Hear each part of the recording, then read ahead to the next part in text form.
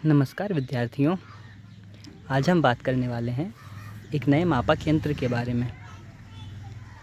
सामान्यतः किसी भी वस्तु की लंबाई नापने के लिए हम सेंटीमीटर स्केल या मीटर स्केल आदि का उपयोग करते हैं, जिसमें सेंटीमीटर से हम लंबाई नाप सकते हैं। लेकिन सेंटीमीटर स्केल से हम केवल किसी भी वस्तु की दशमलव के एक स्थान तक ही शुद्ध माप ज्ञात कर सकते हैं। दशमलव के 2 स्थानों तक शुद्ध माप ज्ञात करने के लिए तथा किसी भी गोले का व्यास ज्ञात करने के लिए हम उपयोग करते हैं एक नए मापक यंत्र, जिसे कहते हैं वर्नियर कैलिपर्स। इसका वर्नियर कैलिपर्स किसी भी वस्तु की दशमलव के दो स्थानों तक शुद्ध माप बता सकता है। आइए जानते हैं इसके बारे में। इसमें 2 स्केल होते हैं। पहला होता है मुख्य स्केल। मुख्य स्केल जो आपको यहाँ पर दिख रहा है 0, 0.5, 1, 1.5, 2, 2.5, 3, 4, 5, 6 और ऐसे ही आगे चल के 12 सेंटीमीटर तक। ये सेंटीमीटर स्केल के तरह ही मुख्य स्केल इस वर्नियर कैलिपर्स में होता है। दूसरा स्केल होता है इस खिड़कीनुमा आकृति में।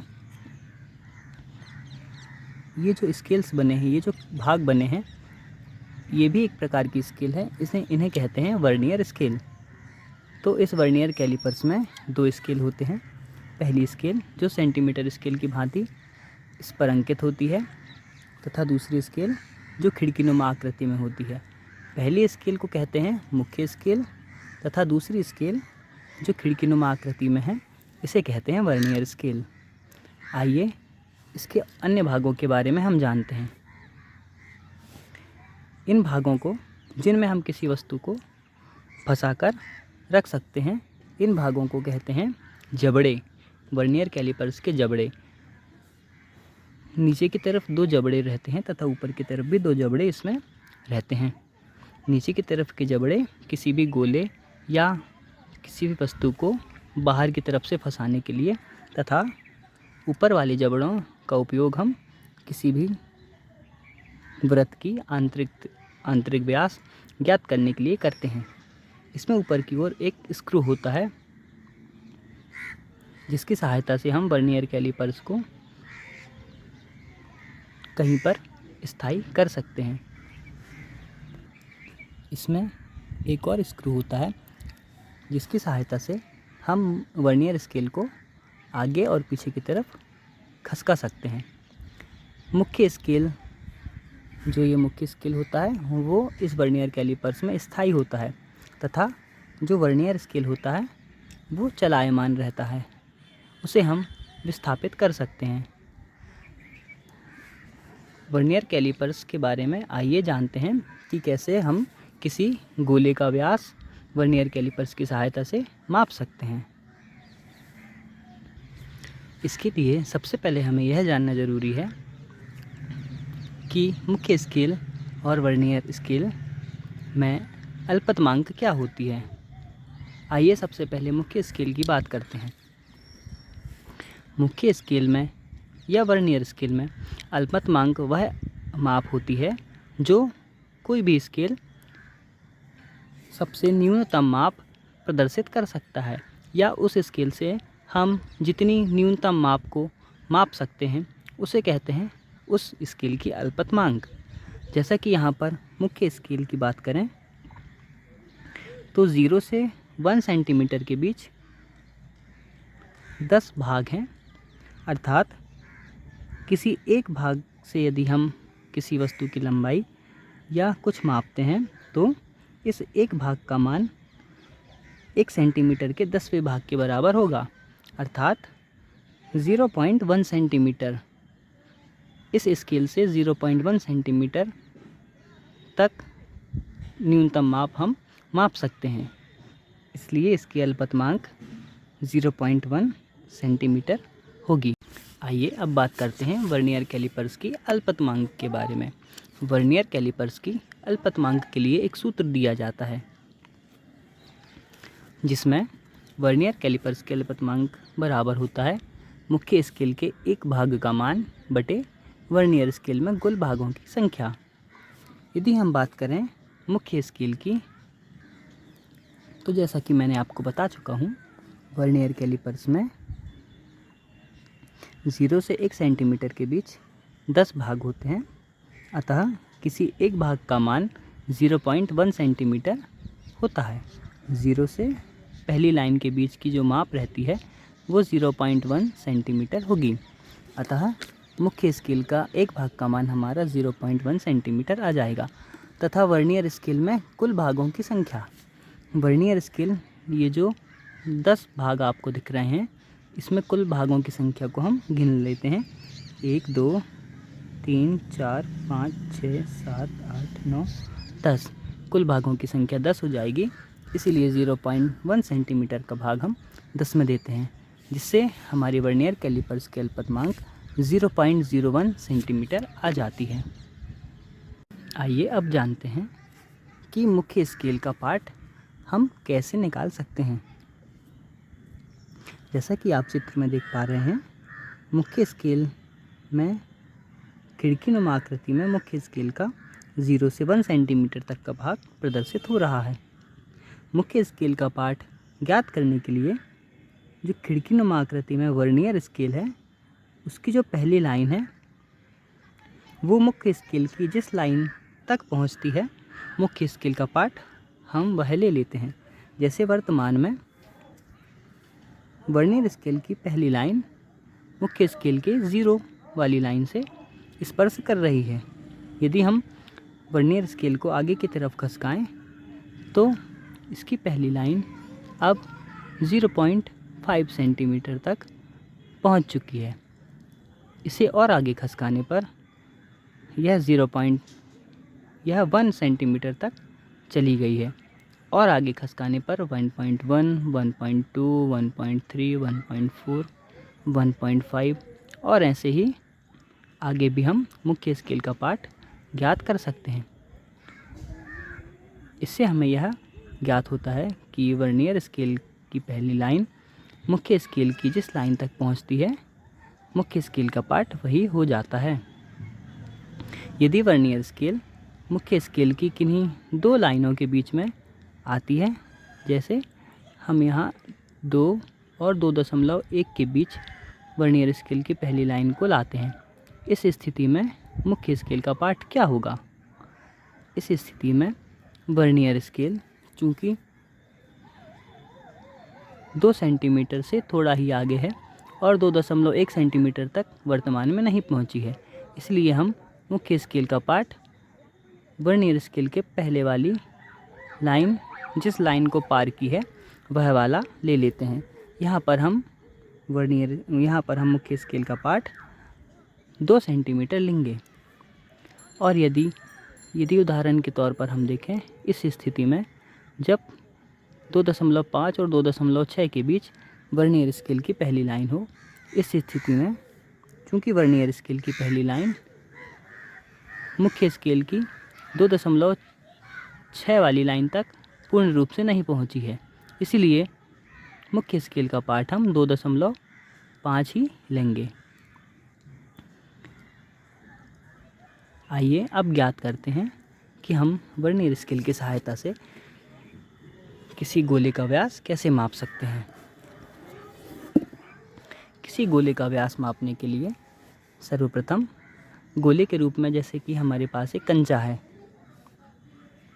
इसे इस स्क्रू की सहायता से वर्नियर कैलिपर्स का जबड़ा खोलते हैं तथा इन जबड़ों के बीच में हम गोले को फंसा देते हैं।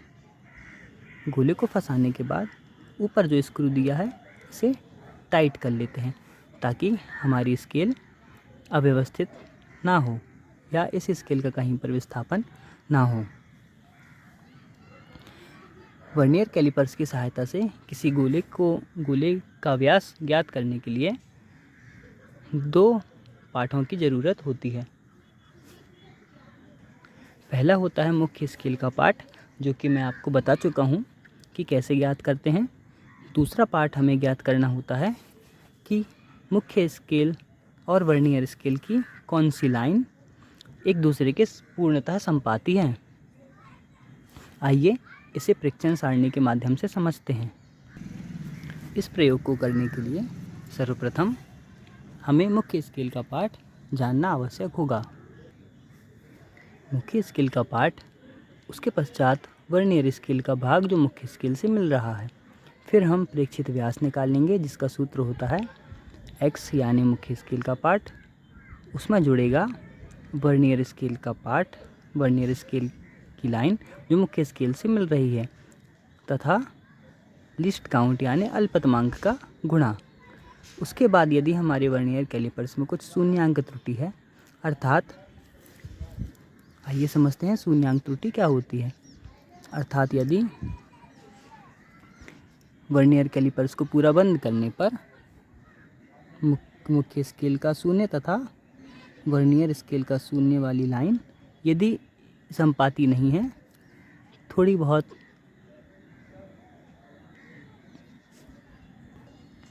यहाँ वहाँ खसकी हुई है, जिससे माप में त्रुटि आ सकती है, उसे कहते हैं शून्यांक त्रुटि। चूँकि हमारे वर्नियर कैलिपर्स की मुख्य स्केल का 0 और वर्नियर स्केल की पहली लाइन एक दूसरे के पूर्णतः संपाती है, अतः हमारी वर्नियर कैलिपर्स में शून्यांक त्रुटि बिल्कुल भी नहीं है। आइए अब हम एक गोले का व्यास वर्नियर कैलिपर्स की सहायता से ज्ञात करते हैं। इसके लिए हम फिर से वही एक कंचे को, हम इस कंचे की जगह सिंपल पेंडुलम का गोला भी ले सकते हैं, और भी ढेर सारी चीज़ें जो गोले के रूप में होती हैं, गोली की आकृति के रूप में होती हैं, उनका उपयोग हम इसमें कर सकते हैं। गोले को इन जबड़ों के बीच में फंसाकर ऊपर का स्क्रू को हम टाइट कर देते हैं। अब सबसे पहले हमें ज़रूरत है मुख्य स्केल के पाठ की। जैसा कि मैं आपको बता चुका हूँ मुख्य स्केल का पाठ कैसे नापते हैं।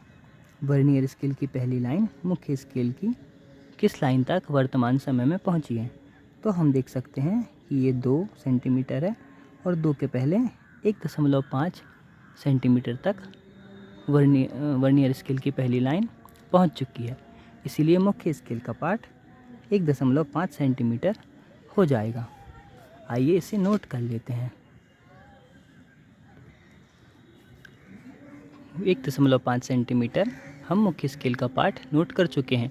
अब हमें आवश्यकता है वर्नियर स्केल का वह भाग जो मुख्य स्केल से मिल रहा हो। आइए वर्नियर स्केल की इन 10 लाइनों में देखते हैं कि कौन सी लाइन मुख्य स्केल की किसी एक लाइन से एकदम संपाती है, अर्थात दोनों लाइनें एकदम सीध में हैं। जैसा कि हम पहली लाइन देखेंगे तो वर्नियर स्केल की पहली लाइन मुख्य स्केल की पहली लाइन से सीध में नहीं है, और दूसरी, तीसरी या अन्य लाइनों को हम देखेंगे कि कौन सी लाइन ऊपर वाली लाइनों की एकदम सीध में है। अच्छे से देखने पर हमें ज्ञात होता है कि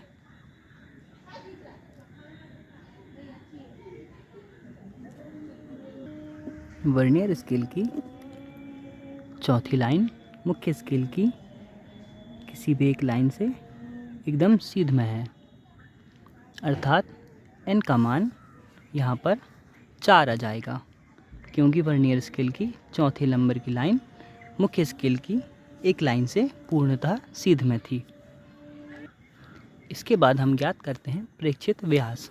प्रेक्षित व्यास ज्ञात करने के लिए जो सूत्र हमें दिया गया है x का मतलब मुख्य स्केल का पाठ यानी 1.5 सेंटीमीटर, तथा इसमें हम जोड़ेंगे वर्नियर स्केल का वह भाग जो मुख्य स्केल से मिल रहा हो n, जिसका मान आया है हमारा 4। इसमें गुणा होगा लीस्ट काउंट यानी अल्पतमांक का। चूँकि अल्पतमांक हम पहले 0.01 सेंटीमीटर निकाल चुके हैं, जिसका गुणा हम 4 के साथ कर देंगे, जिसे हल करने पर 1.5 प्लस 4 का गुणा 0.01 में करने पर 0.04 सेंटीमीटर हमें प्राप्त होता है। इन दोनों राशियों को जोड़ने पर हमारा उत्तर 1.04 54 सेंटीमीटर्स आता है, जो कि प्रेक्षित व्यास है। अब चूँकि